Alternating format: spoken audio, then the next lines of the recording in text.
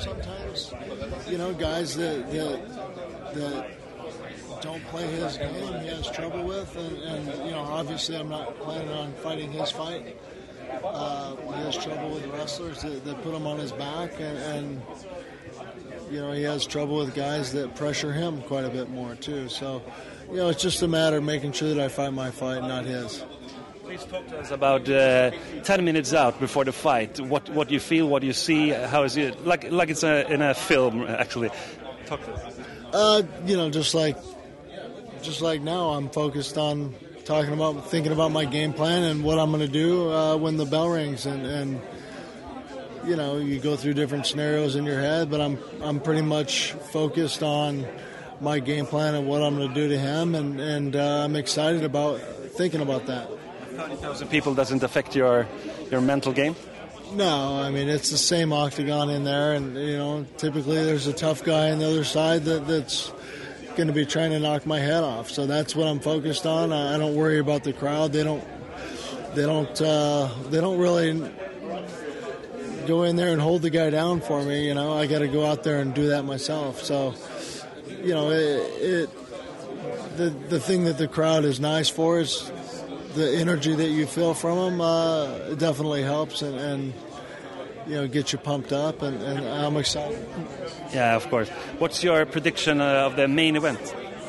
That's a tough one to predict. It all depends on, again, who can kind of implement their style and game plan, and I think a lot of it is going to depend on Anthony Johnson and what he has for a game plan.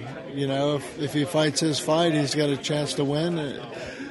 I think Gustafsson's had trouble with guys that take him down, and Anthony Johnson's capable of that. But, if he tries to take him down, that's one thing. And, but he's dangerous on his feet too. But that's where Gustafsson wants to be, and he's dangerous and long and hard to hit. So, that's why it's a tough fight and interesting fight for fans to watch. Don, speaking of your fight, what do you expect from Gegard Mousasi? We know, Gegard's a pretty unpredictable guy, considering his fights in the past, and he's a guy who suffered with motivational problems. What kind of Gegard do you expect to see on Saturday night?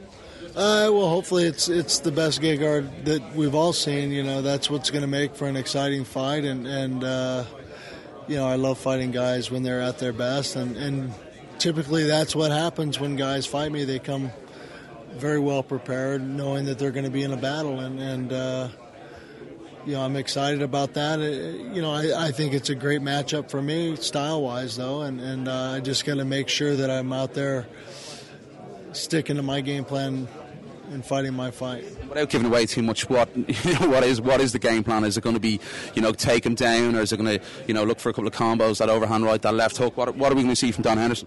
Yep, pretty much all of the above. I'm planning on putting him on his back, putting him against the cage. I'm planning on knocking him down. I'm planning on, throwing my right hand and left hand, and hopefully one of them knocks him out. You fought in front of some huge crowds before, back in the Pride days. Is this event starting to remind you of your time in Pride? It might. I think I'll feel that more when it's fight night with the fans in the seats and the energy that we'll be feeling. But, it's definitely a bigger arena than the UFC is typically have. And it's not necessarily the old 70-some thousand that Pride would always have. But, I think it will remind me of that. But again, it's the same octagon in there no matter what size the crowd, and I've got another guy over on the other side that I need to beat. At this stage in your career, what is your main motivation to keep fighting? You've done it all. You've won big titles, big fights, big crowds. At your age now, are you looking for the title still, or are you looking for key fights to really finish your career with some excitement? Well, obviously, a title would be nice, and that ultimately has been my goal for a while, and when you have a goal like that, it just doesn't go out of your mind. It's still there, but I know that I've got some work to do to get there, and I'm more than willing to do it, and feel like I'm more than capable to achieve that. And You also mentioned to me a couple of weeks ago, I had you on the show, on my show in Ireland, that he'd be interested possibly if you won this fight, fighting the winner of Anderson Silva and Nick Diaz. Yeah, I think that, you know, a rematch with Anderson Silva, you know, not necessarily Nick Diaz, but Anderson Silva would be a fight that the fans have been asking for and wanted to see for a long time.